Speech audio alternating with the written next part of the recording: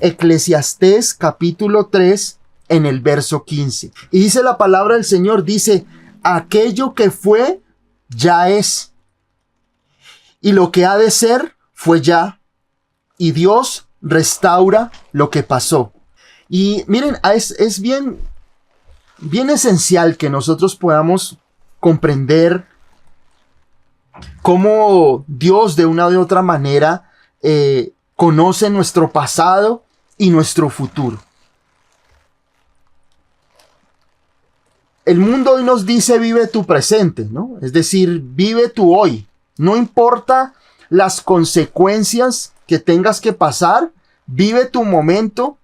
Vive el momento, si estás joven o lo que sea, vive el hoy.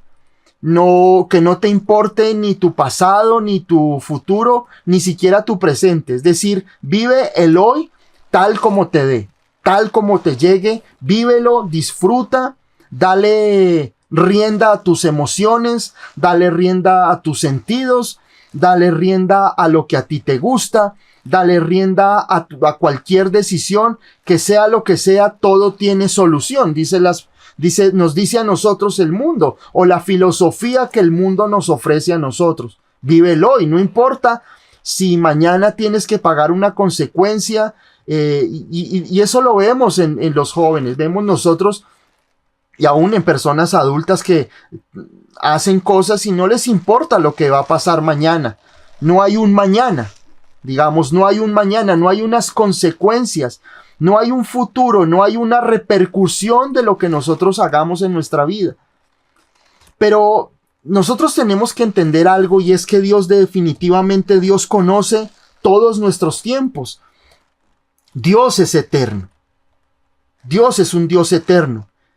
Y como tal, Dios es eterno, porque ese es uno de sus atributos de divinidad, y es que Él es eterno, es decir, que Él no tiene ni principio ni fin. Y que Dios está por encima del tiempo, es decir, Dios no funciona a través de nuestro calendario de 365 días. Dios no trabaja en pos de las 24 horas que tiene nuestro reloj diariamente. Dios está por encima del espacio y del tiempo, porque Dios puede estar en todo lugar, ya que Dios es omnipresente. Dios es omnisciente, es decir, que todas las cosas las conoce y las sabe. Salmo 139 lo dice, ¿a dónde huiré de tu espíritu y de a dónde huiré de tu presencia? Dios está en todo lugar. Dios nos conoce en todo sentido. Y Dios, de una u otra manera, en esa eternidad, en esa omnipresencia, en esa omnisciencia, que es que Dios lo conoce todo, Dios conoce nuestros tiempos. Y eso es bien importante. Todos de una u otra manera tenemos que comprender que Dios me conoce desde antes de nacer. Dios sabe y tenía su propósito que yo naciera en esta tierra, que naciera en la familia que nací. Dios, dice la palabra, que Dios escoge nuestras heredades. Dios conoce a nuestros padres. Dios sabe por qué y con qué propósito nos trajo al mundo. Y Dios sabe la familia, los papás, los hermanos que nos ha dado. Dios conoce la familia en la cual nosotros crecemos. Dios conoce todo. Dios conoce el pasado. Dios conoce mi futuro. A Dios nada lo toma por sorpresa. Dios nada lo intimida, nada lo amenaza. Dios nunca se va a sorprender contigo porque Dios sabe y te conoce. Dios sabe lo que hay en tu corazón. Dios sabe que de una u otra manera, en algún momento de tu vida antes de nacer, tú lo ibas a conocer. Tú ibas a conocer al Señor Jesús. En algún momento de tu vida, tú ibas a tomar una decisión de fe en cuanto a Cristo. Dios nos conoce y es un misterio completo, pero tenemos la confianza de que Dios en su eternidad, porque a veces el ser humano de una u otra manera intenta racionalizar y trata de entender la divinidad, la eternidad, la omnipresencia, la omnisciencia, la longanimidad de Dios. Pero es muy difícil porque nosotros somos seres finitos. Es decir, estamos nosotros bajo una carne que en algún momento, si el Señor Jesucristo no viene antes, pues vamos a tener que fallecer. Pero nosotros tenemos que comprender algo, y es que Dios conoce tus tiempos, Dios conoce tu pasado, Dios conoce tu presente y Dios conoce tu futuro. Aún en el libre albedrío que Dios le ha dado a la humanidad, que es decir, la capacidad de decidir, la capacidad de escoger sus propias decisiones o de escoger el camino que quiere en su vida, pero a pesar de eso, Dios nos conoce. Dios sabe quién somos nosotros. Y es bien importante que nosotros entendamos eso. En el Salmo 90, en el verso 2 al 4, antes que naciesen los montes y formases la tierra y el mundo, desde el siglo y hasta el siglo, tú eres Dios. Verso 3, vuelves al hombre hasta ser quebrantado y dices, convertíos hijos de los hombres, porque 1000 años delante de tus ojos son como el día de ayer que pasó y como una de las vigilias de la noche. Este salmo es maravilloso porque describe la eternidad de Dios. Dice aquí la palabra, en el verso 2 dice, antes que naciesen los montes y formases la tierra y el mundo, dice la palabra, tú eres Dios. Es decir, aquí el salmista declara, porque este Salmo 90 es escrito por Moisés.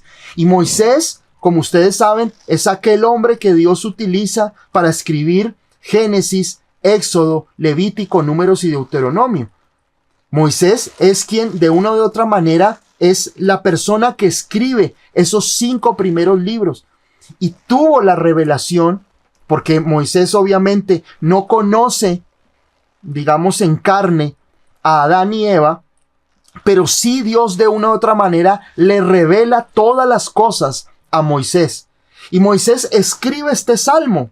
Moisés, el que vemos nosotros en el libro de Éxodo, aquel que abrió el mar rojo y todo lo que conocemos. Dice aquí la palabra en el verso 2, dice que antes que hubiesen montes, antes que el mundo, antes que la tierra existiese, Dios ya era Dios.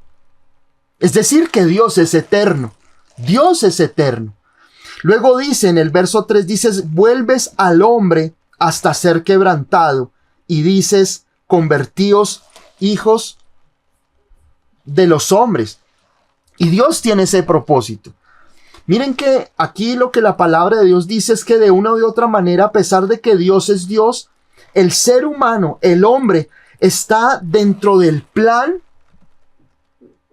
dentro del propósito divino. A pesar de que Dios sigue siendo Dios y que Dios antes de que los montes, antes de que el mundo fuese creado, Dios ya era Dios, pero dentro de ese propósito Dios tenía planeada la humanidad. Dios tenía ese propósito a la humanidad entera. Y miren lo que dice aquí la palabra.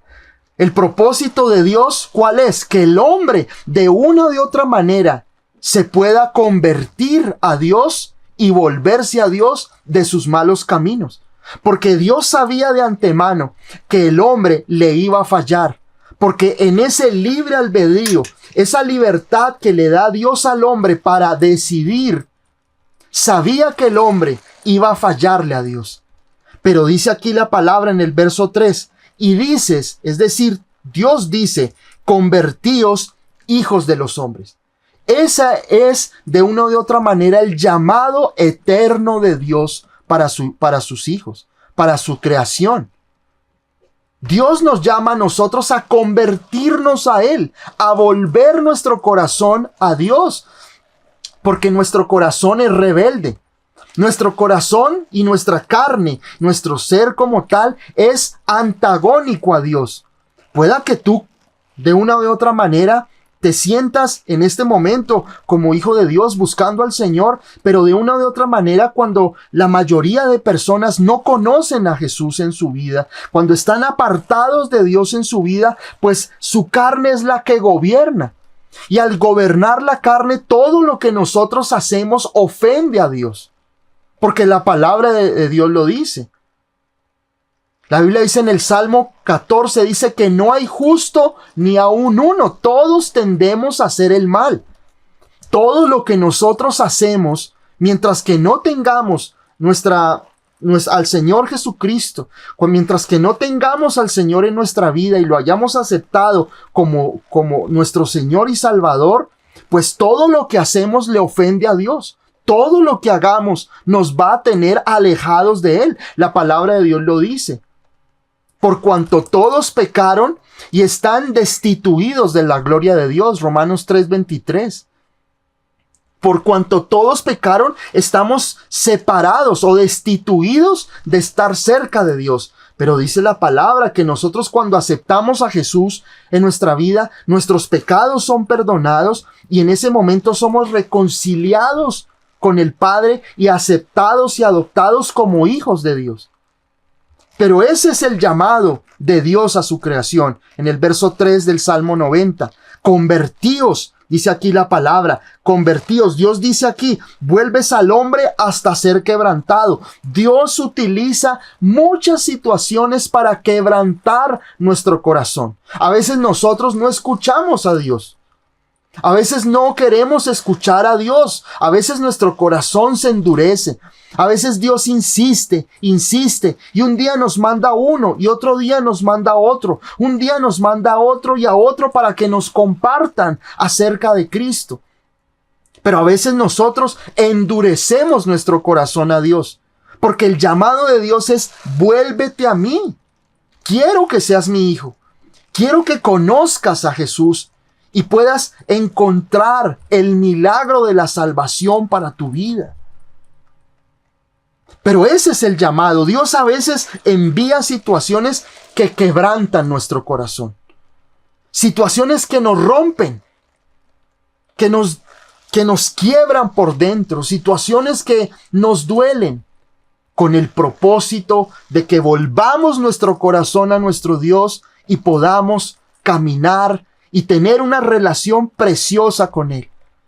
A veces la gente piensa que aceptar a Cristo, que volverme creyente, es entrar a una religión llena de prohibiciones, llena de preceptos, llena de reglas frías que me van a impedir a mí tener gozo y salvación, pero no es así. Aceptar a Cristo en mi corazón y darle la oportunidad para que Él venga a mi vida, que el Señor Jesucristo venga y yo sea sanado, restaurado, es la mejor experiencia. Es la mejor experiencia. Primero que todo, porque aseguramos la eternidad. Porque en Cristo somos completamente redimidos y tenemos nuestra eternidad comprada con sangre hace 2000 años. Pero lo demás es que tu vida será completamente restaurada, bendecida. ¿Tendremos problemas? Claro. No somos exentos a las luchas.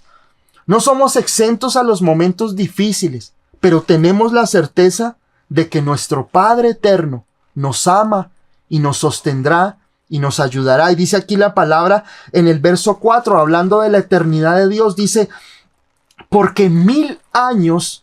Dice la palabra, verso 4 del Salmo 90, dice, porque 1000 años delante de tus ojos son como el día de ayer, que pasó, y como una de las vigilias de la noche. Lo que nos dice aquí el salmista Moisés, a través del Espíritu Santo, es que un día para Dios son 1000 años nuestros. Un año, un día para Dios son 1000 años. Es decir, podemos entender la dimensión, parte de la dimensión de la eternidad de Dios, comprendiendo esta palabra. Un día para Dios son 1000 años. Son 1000 años, hagan la cuenta. Es decir, si nosotros hiciéramos cuentas de que el Señor Jesucristo fue crucificado a hoy, habrían pasado para Dios simplemente 2 días. Y para nosotros, la eternidad, la humanidad, han pasado 2000 años aproximadamente. Y es porque Dios de una u otra manera nos quiere hacer comprender de una u otra manera la eternidad. Y créanme que la eternidad es mucho más que este verso 4. La eternidad de Dios es mucho más, más extensa y aún más incomprensible para nosotros que este verso que nos trata de describir lo que significa la eternidad para Dios. Dios es eterno y podemos confiar que en la eternidad de Dios, Dios siempre nos ha amado, porque dice su palabra en Jeremías: con amor eterno te he amado. Es decir, que el amor de Dios no comenzó el día que yo nací. Dios no me comenzó a amar el día que yo conocí a Cristo y lo acepté. Dios no comenzó a amarme ni siquiera cuando yo en la cruz del Calvario, cuando nuestro Señor Jesucristo murió por nosotros en la cruz del Calvario.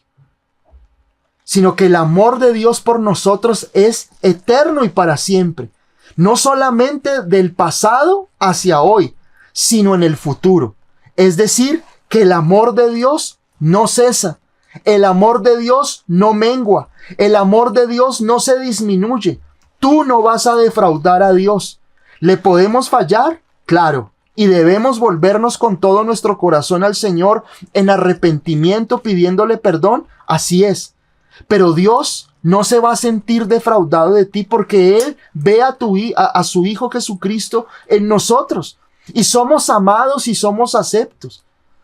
Así que es importante que nosotros podamos comprender, antes de entrar al tema de Eclesiastés, y es que Dios conoce nuestro pasado. Dios conoce quién somos. Dios sabe lo que tú has vivido. Con esto quiero que tú puedas comprender que Dios conoce tu pasado. Dios conoce tu niñez. Dios conoce tu adolescencia. Dios conoce tu desarrollo a una vida adulta. Dios conoce tus fracasos. Dios conoce tus heridas.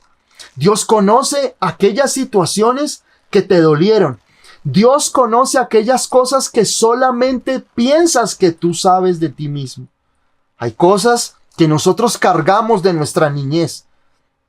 Situaciones dolorosas, situaciones que nos han dolido, situaciones que nos han herido. Todas esas situaciones, todo ese pasado, Dios lo conoce. Todas esas situaciones que de una u otra manera hemos vivido en nuestra niñez, en nuestra adolescencia, tal vez ya en nuestra vida adulta, pero Dios las conoce. Dios conoce, y yo esta noche quiero que tú comprendas eso. Nada de lo que tú has vivido en tu vida es ajeno o ha sido ajeno a los ojos de Dios. Dios todo lo conoce. Dios sabe el dolor que tú has vivido. Dios conoce las frustraciones. Dios conoce las noches de lágrimas. Dios conoce los desplantes que te han hecho. Dios conoce las noches o los días de hambre. Dios conoce el abuso de pronto emocional, el abuso sexual que viviste y que tal vez no se lo has contado a nadie. Dios conoce el dolor, la frustración, las heridas. Dios conoce tus errores, tus pecados. Ese pecado que tal vez nadie sabe, solo tú lo sabes. Tal vez tú piensas que de una u otra manera estás impune de lo que hiciste. Y mientras que tú no cargues tus pecados y tú no confieses tus pecados, pues obviamente eso nos va a perseguir a nosotros. Pero podemos tener la confianza plena de que hemos sido lavados y perdonados por nuestro Señor Jesucristo. Lo importante que quiero que tú entiendas hoy es que Dios te conoce. No cabe la menor duda de que Dios sabe quién eres. Dios te conoce por el nombre. Dios sabe tus debilidades. Dios conoce tus fracasos. Dios conoce tus luchas. Dios conoce tus miedos. Todo lo conoce de ti. Absolutamente todo. Si pudiéramos nosotros tener una entrevista con Dios cara a cara y tú le puedas decir: Señor, Dios, descríbeme. Tú mismo o tú misma quedarías sorprendido de cosas que Dios conoce de ti que aún tú ignoras de ti mismo. Porque Dios te conoce. A veces nosotros pensamos que a Dios no le importamos. como se los he dicho, que nos parece un poco jocoso, y sobre todo en nuestra cultura colombiana, que la gente piensa que Dios se acuerda de mí el día que yo me muera. Entonces la gente dice eso, ¿no? Entonces la gente dice, no, pues cuando Dios se acuerde de mí. O sea, eso significa que cuando Dios se acuerda de mí, voy a terminar en un ataúd muerto. Yo digo, ese no es Dios. Dios se acuerda de mí todos los días, todo momento. Siempre estaré en la memoria de Dios eternamente y para siempre. Siempre. En la eternidad y en la mente de Dios estoy yo. Y más aún, en su corazón. En el corazón de un Dios amado, de un Dios amante, de un Dios que nos ama entrañablemente a través de su Hijo Jesucristo. Somos amados y somos recordados y estamos siempre en su mente. Y eso es importante. Dios no es ajeno a tu pasado. Dios no es ajeno a tu presente ni a tu futuro. Dios todo lo tiene bajo su propósito. Y dentro de esa eternidad y dentro de esas maravillas de conocer a un Dios con unos atributos poderosos como su omnisciencia, como su eternidad, como su omnipresencia, podemos entender que nosotros, de una u otra manera, dentro de esa eternidad, Dios nos creó a nosotros. Pero Dios nos creó a nosotros con propósitos específicos. Dios no nos creó a nosotros para que fuéramos exitosos, famosos. A veces pensamos que es eso, ¿no? Yo vine al mundo a ser rico. Yo vine al mundo a ser famoso. Yo vine al mundo a destacarme entre los demás, a ser el hombre más inteligente del mundo. Pero no es así. Dios, aún en su amor y su misericordia hacia la humanidad, nos ha dado talentos, nos ha dado destrezas, nos ha dado capacidades para que nosotros en el mundo podamos desarrollarnos, porque Dios no es egoísta. Pero nosotros, como yo les decía, digamos de la enseñanza pasada y lo que yo les decía hoy en la introducción, nosotros tenemos que entender nuestra identidad. Es decir, ¿por qué fuimos creados?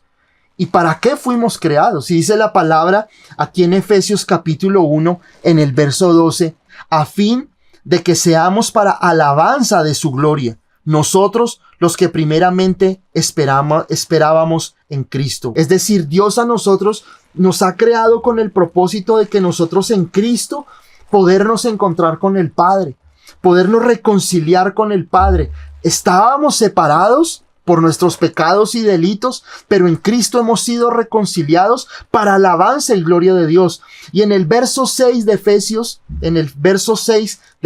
1 dice, para alabanza de la gloria de su gracia, con la cual nos hizo aceptos en el amado, lo que orábamos antes de comenzar nosotros. Hemos sido creados para alabanza de su gloria, es decir, que todo lo que nosotros hagamos debe glorificar a Dios. Todo lo que tú hagas debe ser para la gloria de Dios. Si tú haces algo que no sea para la gloria de Dios, pues obviamente estás, digamos que fuera del propósito de Dios. Porque eso de una u otra manera para nosotros debe ser una premisa, debe ser una constante. Todo lo que yo hago, toda decisión, aún mi trabajo, en lo que yo haga diariamente, debe ser para la gloria de Dios. Cuando tú salgas de tu trabajo, tú digas, Señor, este día es para tu gloria. Señor Jesucristo, toda decisión, toda relación que yo tenga, mi matrimonio, mi noviazgo, debe ser para la gloria y alabanza tuya, Señor. Porque Dios no nos creó a nosotros simplemente con el propósito de que tú satisfagas tus deseos y busques tu propia felicidad de una u otra manera. Dios a nosotros nos creó para alabanza de su gloria. Ese es su propósito. Si nosotros vemos la creación en Génesis, todo lo que sucede en el huerto, cuando Dios crea a Adán, a Eva, crea a los animales, crea ese hermoso huerto, ese Edén, ese paraíso maravilloso, Dios ¿para qué lo crea? para alabanza y gloria de Él. Es decir, que de una u otra manera, cuando Adán y Eva vieron las maravillas en el paraíso, en ese huerto tan hermoso, lleno de animales preciosos, animales maravillosos, que tal vez ya hoy están extintos, pero para Adán y Eva todo era hermoso. Y así fue que pudo de una u otra manera comprender la grandeza y la gloria de Dios. Y en Romanos capítulo 1 lo dice, que nosotros podemos conocer a Dios y podemos conocer la grandeza de Dios a través de la creación, a través de las maravillas de la creación. Así podemos comprender la grandeza y el poder de Dios. Es decir, todo lo que Dios crea es para su gloria. Todo lo que Dios crea es para la gloria y alabanza de Él. Así que todo lo que nosotros hagamos en nuestra vida, en nuestro diario vivir, debe ser para la gloria y alabanza de Dios. Y en Efesios capítulo 2, en el verso 10, dice, porque somos hechura suya, creados en Cristo para buenas obras. El propósito de Dios no es solamente que vivamos para la gloria de nuestro Señor Jesucristo, sino también que tú puedas entender que fuiste creado para buenas obras. Es decir, con un propósito de bondad y de bien para otros. A veces somos egoístas. A veces nosotros tenemos la verdad del Evangelio y vemos a nuestros familiares, a nuestros amigos perdiéndose en el mundo, perdiéndose a nuestros compañeros de trabajo, a nuestros compañeros de estudio, de universidad, y los vemos a nosotros completamente perdidos en el mundo, perdidos en el pecado. Y nosotros que tenemos la verdad a veces guardamos silencio y dejamos que ellos se sigan perdiendo. Somos creados para buenas obras. Somos creados para que otros puedan conocer la verdad de Cristo. Es importante que nosotros podamos comprender que fuimos creados con un propósito divino y entender eso de quién soy. Ahora, esto que yo les digo, que sirve como introducción a Eclesiastés capítulo 3, cuando dice la palabra que aquello que fue ya es, ¿cierto? Y que Dios restaura todo lo que pasó. Y es que en ese caminar de la eternidad de Dios hacia nosotros, y en ese caminar con Dios diariamente de nuestras vidas, como yo les digo, Dios conoce nuestro pasado. Y de una u otra manera nosotros el pasado sí nos marca. Es decir, el pasado sí a nosotros determina muchas cosas. Lo que hayamos vivido, con quien hayamos vivido, con quien hayamos compartido, y muchas situaciones que nosotros hemos vivido dentro de nuestra vida sí han marcado la identidad que hoy tenemos nosotros. Y eso es bien importante. Porque a veces, la mayoría de las veces, nuestro pasado no está resuelto. Y el pasado nos persigue. Como una sombra silenciosa, pero nos persigue. La culpa, los traumas, las heridas del pasado, situaciones que están inconclusas en nuestra vida, situaciones que nos han marcado, sucesos difíciles, pérdidas de familiares, pérdidas de seres queridos, palabras que no dijimos, cosas que debimos haber dicho o cosas que nunca debimos haber dicho, o haberle dado oportunidad a personas que vinieron a nuestra vida, nos marcaron, nos dañaron y generaron un sinnúmero de traumas, de heridas, y hoy soy resultado de eso. Hoy soy resultado de lo que me pasó. Hoy soy resultado de una situación que me marcó. Hoy soy soy de pronto ese fruto de una situación que en algún momento en mi vida yo no quería que pasara, pero sucedió. Y la culpa, el resentimiento, el odio, aún a veces hacia nosotros mismos, nos lleva a nosotros como a a deteriorarnos y a perder la imagen y la identidad que realmente somos en Cristo Jesús. Yo les hablo a ustedes de una u otra manera para que podamos comprender que somos hechos para la alabanza y la gloria de Dios. Fuimos hechos y creados porque Dios se siente orgulloso de la creación. Dios se siente feliz. Y Dios dice en su palabra que cuando Dios dice que hizo su creación, dice, y todo lo que Dios hizo bueno y le pareció bueno. Y Dios no te creó a ti con el propósito de que tú fueras un fracasado o que fueras una fracasada o que esa situación que haya pasado en tu vida te haya marcado y te haya etiquetado como una persona de fracaso, como una persona de siniestros, de baja autoestima.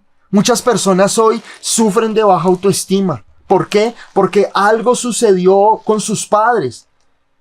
Entonces, si tu papá nunca te dio un abrazo, a veces la persona dice, bueno, yo crecí, yo recuerdo algún joven que yo conocí en algún momento que yo llegué a conocer, digamos, en mi vida como creyente y en el liderazgo. Vi muchas personas y un joven yo recuerdo que era una persona que uno la abrazaba y quedaba congelada. Uno le decía, hola, ¿cómo estás? Dios te bendiga. Y uno la abrazaba y en ese momento quedaba como congelada y no podía hablar, no podía expresar amor porque de una u otra manera hubo situaciones de su papá, castigos difíciles. Recuerdo personas que fueron castigadas cuando eran niños, los amarraban en el pasado a un tronco y les golpeaban con ortiga mojada, o de pronto, digamos de una u otra manera, fuimos medidos de pronto o sea, te querían si tú tenías buenas calificaciones, si no tenías buenas calificaciones, pues ya no eras bueno. Es decir, muchas veces nosotros fuimos medidos, se nos dio un amor condicional en nuestras casas, nunca recibimos un te amo de nuestro papá, nunca recibimos un te quiero, nunca recibimos un abrazo, nunca nos enseñaron a perdonar, nunca nos enseñaron a expresar amor, nunca nos enseñaron a nosotros a reconciliarnos, nunca nos enseñaron a abrazar, nunca nos enseñaron a devolver cuando robábamos algo, ¿cierto? De pronto que nosotros vimos los niños que de pronto se traían el borrador del compañero del colegio y tu papá de pronto no te decía nada, antes te decía, te alcahueteaba, digámoslo así, o era cómplice de lo que tú hacías y entonces no, deje el borrador aquí, no lo vuelva a traer, y tú de pronto para ti fue algo muy cotidiano quitarle el lápiz, el esfero a tu compañero y no entender lo que realmente debemos hacer, y es que eso está mal ante los ojos de Dios y de los hombres. O de pronto lo contrario, si tú te tomabas el borrador de tu compañero, la crayola de tu compañero, pues y te veían algo de eso en tu casa, acababan contigo, te castigaban de una forma exagerada, te dejaban las marcas y así te mandaban al colegio, o no te dejaban comer esa noche. Todo eso nos marca. No normalicemos esas situaciones. Porque vuelvo y les digo, nuestra identidad está en Dios. Y Dios es amor. La expresión de Dios siempre ha sido perdonar, restaurar, reconciliar al hombre. Y Dios nos ha hecho a nosotros a su imagen y semejanza. Y nosotros tenemos que entender que ser hechos a la imagen y semejanza de Dios, y ahora que nosotros estamos en Cristo, es comprender que Dios es un Dios perdonador, un Dios amoroso, un Dios restaurador, un Dios liberador, y que Dios quiere que de una u otra manera eso nosotros podamos reproducirlo, porque lo que yo les digo, cuando somos adoptados hijos de Dios y la naturaleza y la gracia de Dios está en nosotros, pues vamos a reproducir lo que es nuestro Padre, nuestro Papá celestial, nuestro Padre divino que está en los cielos. Tenemos el ADN de Dios. Entonces, si mi Padre es bueno, yo voy a ser bueno. Si mi Padre eterno es amoroso, es tierno, es perdonador, pues yo voy a reproducir eso en otros.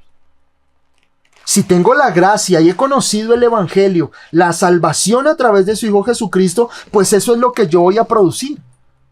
El asunto es cuando nosotros como creyentes seguimos cargando con traumas y con situaciones del pasado que nos marcan a nosotros y dejamos de mostrar a Cristo y mostramos lo que somos. Mostramos nuestros traumas, mostramos nuestras debilidades, mostramos nuestros fracasos, mostramos nuestros miedos y no mostramos a Cristo.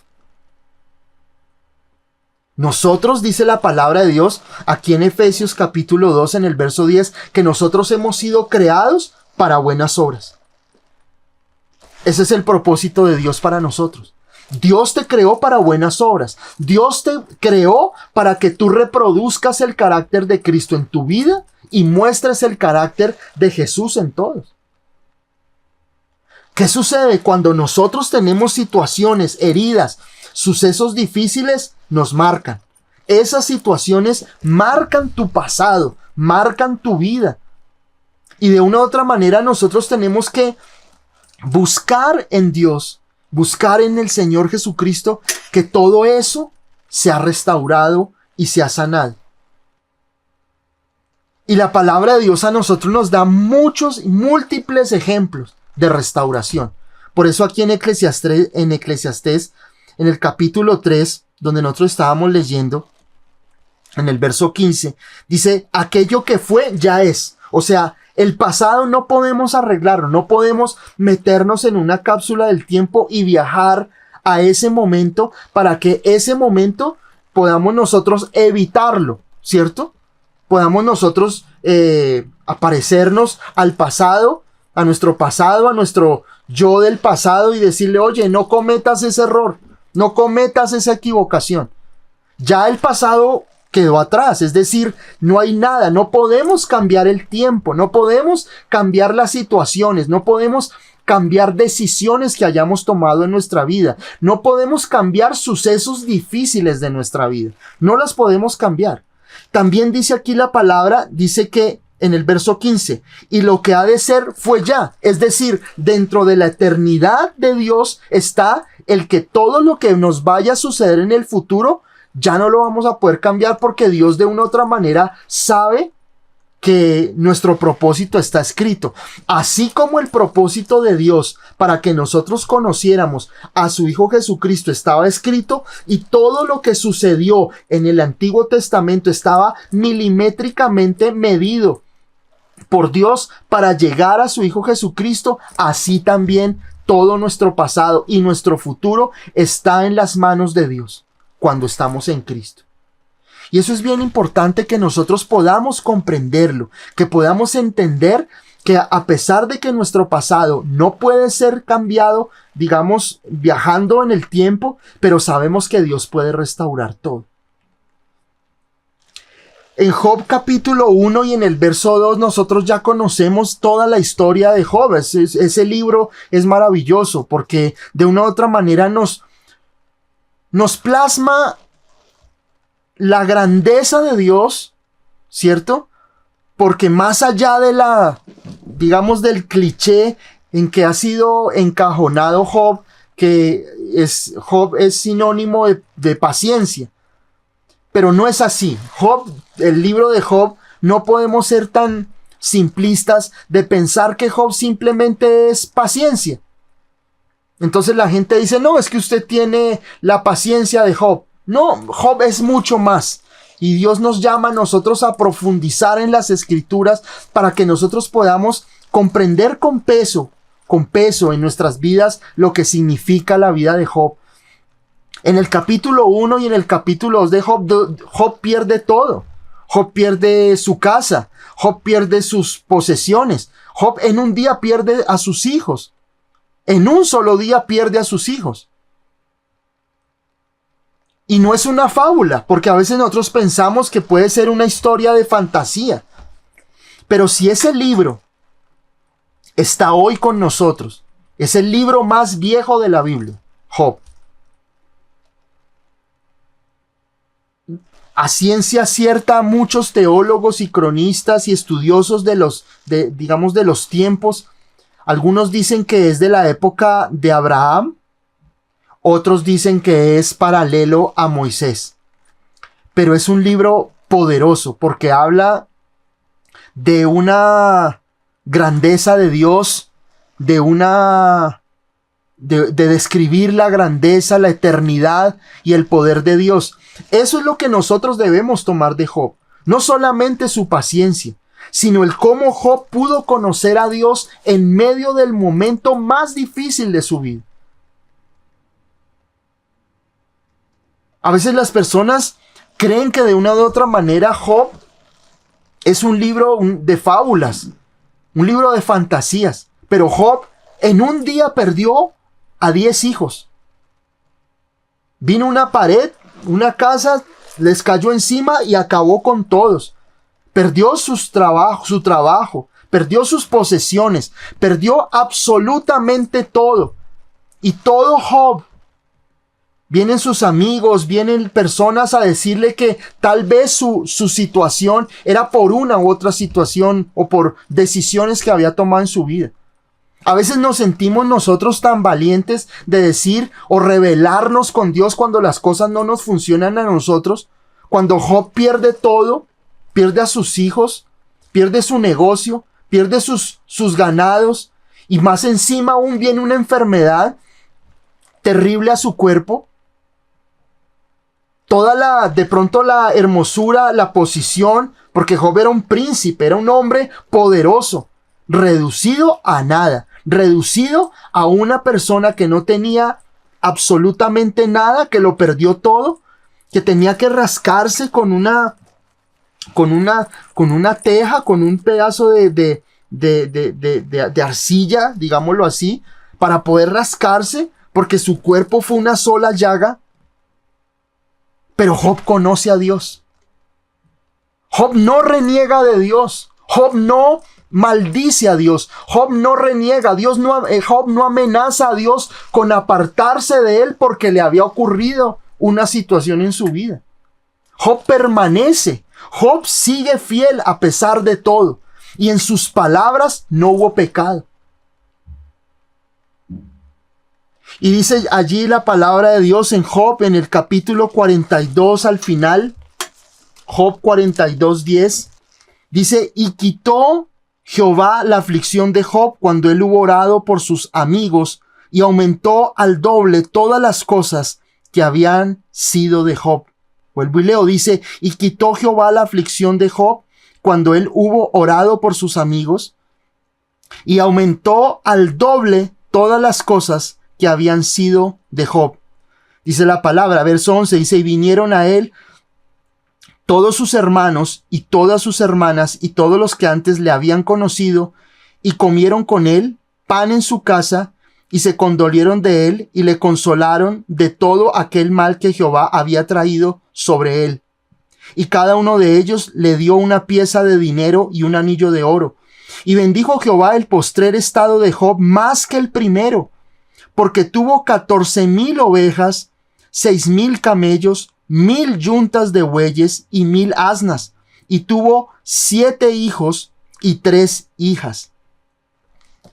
Y dice la palabra, y llamó el nombre de la primera Gemima, el de la segunda Sesia y el de la tercera Queren Apuc. Y no había mujeres tan hermosas como las hijas de Job en toda la tierra, y les dio su padre herencia entre sus hermanos. Qué poderoso es Dios. Dios restaura. Pueda que lo que haya vivido Job haya sido difícil en su vida. Pueda que la situación que Job haya vivido en su casa, con sus hijos, con sus ganados, haya sido una situación inexplicable. Porque yo pienso que Dios mío, ningún ser humano hasta el día de hoy, o no lo sé, pueda que sí, pero que haya vivido una situación como la que vivió Job. Perder a 10 hijos en un día, en sus hijos, sus hijas, sus ganados en un día, que vino la enfermedad a él en ese momento. Y a veces nosotros no comprendemos la grandeza de Dios. Dios no recompensó la paciencia de Job. Dios recompensó que Job haya podido guardar silencio y haber podido conocer a Dios en medio de la prueba. No es la paciencia lo que a ti te trae la bendición. No es la paciencia, es el guardar silencio y no renegar de Dios. El poder colocar tu vida delante de Dios y poder conocerlo en medio de la prueba, en medio de cada situación difícil que tú hayas vivido en tu vida. Salir de la prueba no es una recompensa de ser paciente, porque hay muchas personas que son pacientes renegando, murmurando de Dios, rebelándose con Dios. Job, dice la palabra que Dios restauró al doble todo lo que había perdido Job. Sus ganados, sus finanzas, su salud, sus hijos. Y pudo tener hijas hermosas. Dice la palabra que no habían hijas tan hermosas como las hijas de Job. Y a todos sus hijos les pudo dar heredad. Es decir, que Job sí logró ser restaurado en todas las cosas. Y ese es el propósito de Dios para tu vida. El propósito de Dios nunca para tu vida es destruirte. El propósito para Dios en tu vida no es que tú sufras porque sí, porque Dios se plació en que tú sufrieras o porque Dios te está castigando por algo. La prueba para nosotros tiene un propósito y es conocer a Dios. Dios no quiere, y eso quiero que te quede claro, Dios no quiere destruirte. Dios, ¿qué quiere? Que si tú viviste cosas en tu pasado que hoy te están afectando, dice la palabra que Dios, aquí en el verso 15 de Eclesiastés capítulo 3, dice, y Dios restaura lo que pasó. Entonces, Dios de una u otra manera, ¿Dios qué quiere? Dios quiere restaurar todo tu pasado. Dios quiere restaurar, Dios quiere sanar todas esas situaciones, porque dice aquí la palabra que Dios, a pesar de que tú no puedes viajar al pasado y evitar ese momento de dolor, pero Dios sí puede restaurar todo lo que haya causado en tu vida esa situación. Y eso es maravilloso de parte de Dios. En Romanos 8:28 dice que, ¿sabe? Lo que muchos lo repetimos, dice que todas las cosas ayudan a bien a los que están en Dios. Y a veces hay palabras que para nosotros se nos vuelven como que ya no tienen ese efecto en nuestro corazón. En la Nueva Traducción Viviente de Romanos 8:28 dice, y sabemos que Dios hace que todas las cosas cooperen para el bien de quien lo aman y son llamados según el propósito que Él tiene para ellos. Todo lo que tú viviste en el pasado, aunque haya sido doloroso, o que tú estés viviendo una situación difícil en tu vida, todas esas cosas, mientras que tú estés en Cristo, Dios va a hacer que todo eso coopere para bien. Es decir, que esa situación difícil, ese trauma, esa herida, ese abuso, esa pérdida de ese ser querido en tu vida, Dios hará que ayude, que coopere, que trabaje para tu bien. Porque ese es el propósito de Dios. Cuando dice aquí en Eclesiastés, en el capítulo 3, que Dios restaura lo que pasó, significa que Dios de una u otra manera va a hacer lo que Dios hizo con Job. Para nosotros muchas veces sentir que Dios nos restaura es que Dios de una u otra manera, y muchas veces hay muchas personas que me lo dicen. Pastor, o sea que cuando Dios a mí me restaura, significa que si yo fui, no sé, viví una situación difícil en mi vida, una herida, un trauma en mi vida, significa que Dios me vuelve al mismo lugar, es decir, un día antes del trauma, ¿cierto? Como si nada hubiera ocurrido, pero no, el propósito de Dios va mucho más allá, porque miren que la palabra de Dios dice que Dios le dio a Job el doble de lo que tenía. Entonces, aunque el enemigo haya querido destruir tu niñez, tu adolescencia, tu vida de adulto con alguna situación difícil, el propósito de Dios es darte el doble, no de sufrimiento, sino restaurarte. Porque el propósito de Dios siempre será no solo sanar tu vida, restaurar lo que perdiste, sino darte el doble de lo que perdiste. Si tú perdiste finanzas, te aseguro que el propósito de Dios no solamente es que tú vuelvas a tener un trabajo, sino que tengas un trabajo, que tengas finanzas mucho mayores de las que algún día tuviste.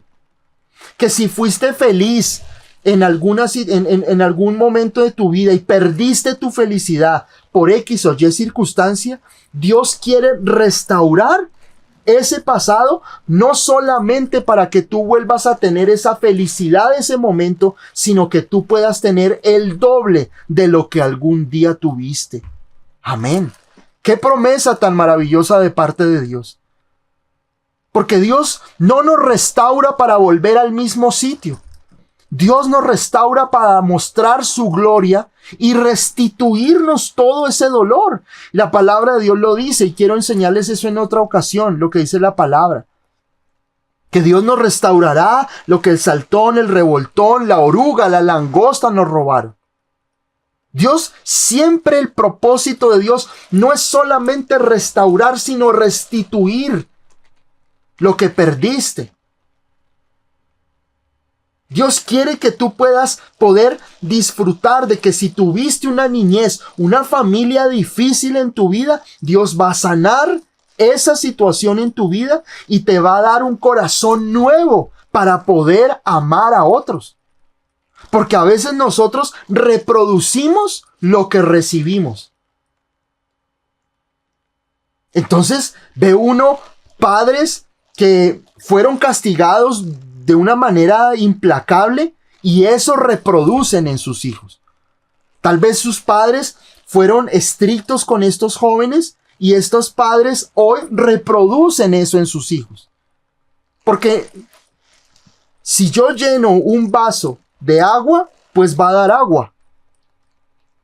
Pero si yo lleno un vaso de agua con, no sé, con agua de cañería, pues eso es lo que yo voy a dar. Nosotros reproducimos las heridas y reproducimos los traumas que hemos vivido y eso nos impide a nosotros poder tener una relación con los demás plena en Dios. Nuestras emociones, nuestras finanzas, nuestra salud, todo lo que hayamos perdido y en lo que el enemigo haya metido sus manos para destruir, Dios hará que en Cristo Jesús nosotros podamos ser restaurados al doble de lo que tuvimos. El Señor Jesucristo, que dice en Juan 10:10, el ladrón no vino sino para hurtar, matar y destruir, mas yo he venido, dice el Señor, para traer vida y vida abundante. El propósito de Dios es sanarte.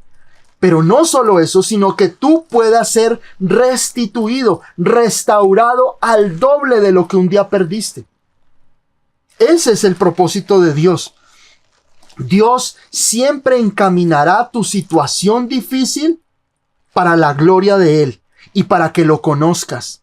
Dios nunca va a permitir que la situación que hoy estés viviendo, por difícil que sea para destrucción. El propósito de Dios de lo que hoy estás viviendo, mientras tú te consideres un hijo o una hija de Dios, será para la gloria de Dios en tu vida. Para conocer el poder y la gloria de Dios en ti. Y para que Dios restaure todo lo que hayas perdido, lo devolverá a tu vida al doble. En 2 de Corintios capítulo 4, en el verso 17, porque esta leve tribulación momentánea produce en nosotros un cada vez más excelente y eterno peso de su gloria, no mirando las cosas que se ven, sino las que no se ven, pues las que se ven son temporales, pero las que no se ven son eternas. dice el apóstol Pablo. Dice, porque esta leve tribulación momentánea, siempre en Dios, acuérdate, Dios es eterno. Y esta tribulación o esta prueba que estés viviendo es momentánea y es leve comparado con la grandeza y la eternidad de nuestro Dios. Pero dice la palabra que esta leve tribulación en nosotros produce un cada vez más excelente y eterno peso ¿de qué? De su gloria en nosotros. Dios hará que su gloria, su poder se manifieste en tu vida. Tal vez el enemigo quiere enfermarte. Tal vez el enemigo quiere desviarte del propósito de Dios. Pero Dios hará que su peso de gloria caiga sobre tu vida y tú seas sanado, que tú seas restaurado y levantado de tu lecho de enfermedad. Que si tal vez tus finanzas, perdiste casas, carros, finanzas, trabajo, Dios, ¿qué va a hacer? Aunque el enemigo quiso robarte, Dios promete vida abundante y devolverte al doble lo que un día perdiste. Por eso dice aquí la palabra, no mirando nosotros las cosas que se ven, sino las que no se ven. Porque las cosas que se ven son temporales, pero las que no se ven son eternas. Apunta siempre tu mirada a un Dios eterno que restaura todas las cosas, que sana absolutamente todas las cosas. Y termino con esto, voy aterrizando la enseñanza. Zacarías capítulo 9 en el verso 12. Volveos a la fortaleza, oh prisioneros de esperanza. Hoy también os anuncio que os restauraré el doble. Y esta palabra es para tu vida. Dios promete restaurarte el doble de lo que perdiste. Dios promete que si perdiste en tu vida, si has fracasado en tu vida, si tu matrimonio fracasó, si tus finanzas han fracasado, si tu vida personal ha fracasado, Dios dice esta palabra para tu vida. Yo te restauraré el doble. Vuélvete a mí, dice aquí el Señor. Vuélvete a la fortaleza. Vuelve a la fortaleza. De la palabra del Señor dice, torre fuerte es el nombre del Señor. A él correrá el justo y será levantado. Corre a los brazos de tu Señor hoy. Corre a los brazos de la fortaleza, nuestro Dios eterno, que Él promete restaurarte. Restaurar tu vida, dice aquí la palabra, volveos a la fortaleza, oh prisioneros de esperanza. Hoy también os anuncio que os restauraré el doble. Y si perdiste, si has llorado, si has fracasado, si has tenido momentos difíciles en tu vida, Dios hoy te promete que te va a restaurar al doble. Y lo he visto. He visto testimonios de situaciones que parecían perdidas, de situaciones que parecían completamente enterradas, pero Dios aún de esas situaciones las llevó para su gloria, para que pudiéramos ver que Dios puede restaurar todo lo que perdiste, todas las lágrimas, todo el dolor, todas las pérdidas, todos los fracasos, todos los abusos, burlas, bullying que te hayan hecho, abusos, insultos, improperios que te hayan hecho, maldiciones que te hayan querido desatar sobre tu vida, venganzas. Dios te va a restaurar el doble. Dios promete que todo lo que tú perdiste lo vas a recuperar. Escúchamelo bien. Lo vas a recuperar. Todo lo que Dios promete, Dios lo hará realidad. Jesús restauró a Pedro. Pedro lo niega 3 veces antes de que el gallo cante. Pero Jesús en Juan capítulo 21 llama a Pedro y le permite a Pedro decirle si lo amaba. Le dice, Pedro, ¿me amas? Y le dice, sí, Señor, tú sabes que te amo. Pedro, ¿me amas? Sí, Señor, tú sabes que te amo. Pedro, ¿me amas? Señor, tú lo sabes todo. apacienta mis ovejas. Jesús restaura a Pedro. Jesús nunca va a dejar inconclusa tu vida. Escúchamelo bien. Y aquí en Zacarías, cuando dice, el profeta dice, volveos, dice la palabra, volveos a la fortaleza, oh prisioneros de esperanza. Ese prisioneros de esperanza significa que tú tienes que tener esa fe, estar prisionero de la esperanza de que vas a ser restaurado. De que todo lo que pasó en tu vida será sanado, restaurado. Te será devuelto. Se te dará al doble, pero primero vuélvete a la fortaleza. Mientras que tú estés lejos de Dios, no va a haber sanidad. Mientras que tú estés alejado del Señor, no va a haber restauración. Pero si tú te vuelves a la fortaleza, Él te va a sanar. Él te va a restaurar. Pedro se acerca a Jesús. Y Dios y el Señor Jesucristo sana a Pedro. 3 veces lo negó. 3 veces le dio la oportunidad de decirle a Jesús, te amo. Después vemos nosotros en Hechos capítulo 2, cuando llega el día de Pentecostés, que se levanta Pedro, predica la palabra con autoridad y 3,000 se convierten. Puede recitar, y tal vez aunque muchos, Pedro se escondió y sintió vergüenza de Jesús, luego Pedro, un hombre restaurado y sanado, se levanta y predica sin ningún miedo y sin ningún temor, y se convierte en 3,000, y luego con Juan predica y se convierte en otros 5,000. Dios te va a restaurar. David, el rey, el gran rey de Israel, peca, falla con Betsabé, la esposa de Urías. Participa en el asesinato de su amigo Urías. Permite que Urías muera por orden de él, para él quedarse con Betsabé y con el bebé que esperaba Betsabé, fruto del pecado. El niño muere.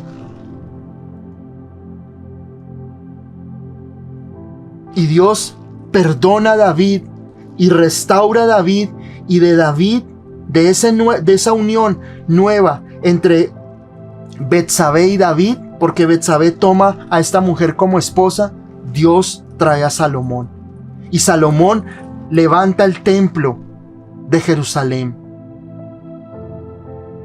Dios siempre va a restaurar todo. Donde abundó el pecado, sobreabundará la gracia. Y tal vez haya situaciones en tu vida innombrables que solamente tú sabes que hiciste. Pero en el Señor Jesucristo tú has sido perdonado. David fue restaurado, fue un asesino, porque participó en el asesinato de su propio amigo, cayó en adulterio, y de ese adulterio hubo un niño que murió. Todo el mundo diría, la vida de David se acabó, este fue el final. Pero Dios, en su amor y su gracia, restaura a David, restaura su matrimonio, le da esa oportunidad de que se pueda casar con Betsabé, los perdona, y de ese hijo sale el rey Salomón. Si perdiste finanzas, si perdiste un matrimonio, si perdiste a tus hijos, si perdiste salud, lo que hayas perdido en tu vida, Dios promete darte el doble de lo que tú un día tuviste. Dios promete restaurar lo que un día perdiste. Si perdiste por causa del enemigo que metió sus sucias manos en tu casa, en tus finanzas, en tu empresa, Dios restaurará tu vida para que tú puedas ver la gloria de Dios. Dios, en ninguno de los casos, ni David, ni Job, ni el hijo pródigo, ni Pedro, quedaron inconclusos. Todas las cosas fueron restauradas y sanadas por Dios. Tal vez hay algo en tu vida que te ha marcado. Una situación difícil, una situación traumática, oscura en tu vida. Un capítulo de tu vida que no quieres que nadie lea. Pero ten la convicción de que aún ese momento, ese día, esa situación oscura, el Señor Jesucristo la ha llevado a la cruz del Calvario en su gracia y misericordia. Pero que el Señor quiere, nuestro Dios, restaurar todo lo que pasó. Y esa es la promesa de Ezequiel. Dios restaurará todo lo que pasó. Todo lo que tú hayas vivido, deja que el Señor la sane. Entrégale al Señor tu trauma, tu dolor, tu situación difícil, tu pérdida, tu fracaso, tu quiebra financiera, tu quiebra amorosa, tu salud.